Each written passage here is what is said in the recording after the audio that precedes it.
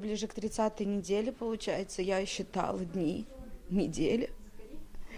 Получается, писала Коки, то, что нам сегодня уже типа 31 неделя, 35. 21 яшьлек Ксениянын күргәннәре бер роман язарлык. Язмыш сынаулары туганыннан алып башлана. Йөрәк клапаннары дөрес эшләмәү сәбәпле аңа беренче операцияны 3 яшендә үк ясаганнар.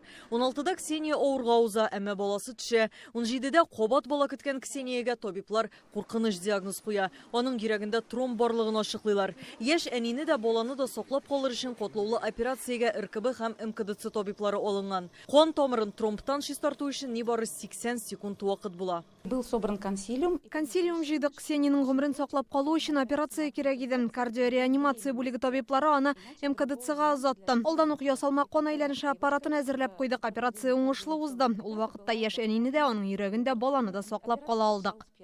Девочки сохранили беременность, девочки сохранили сердце. Табиблар зур көч куйсалар да Ксениянең баласы кабат карнында угылы. Шул вакытта перинаталь үзәк белгечләре һәм Ксения зур уртак хыял белән яши башлый.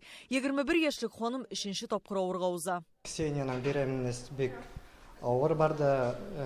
Безнең РКБда кардиология отделениесендә ятып, потом гинекология отделениесендә, ахыры 2 айда уже безнең перинатальный центрда саклану отделениесендә ярдәм алды. Бу атнада Ксения 2 килограмм 800 граммлык малай тапты. Дөньяга аваз салган сабыйга Ислам дип исем кушканнар.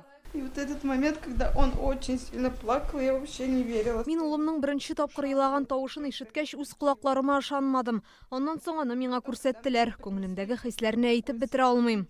То есть вообще не верилось, что это произошло. Мондый могҗизага тиң әниләр һәм бәбиләр язмышы Татарстанда берәү генә түгел. Узган ел РКБның перинаталь үзәгендә 7600 бала туган. Һәрбер гаиләнең үз тарихы, алтын куллы табиблар исеме дә анда зур хәрефләр белән язылган. Алия Хәйретдинова, Алмаз Зияддинов, Яңа Гасыр каналы.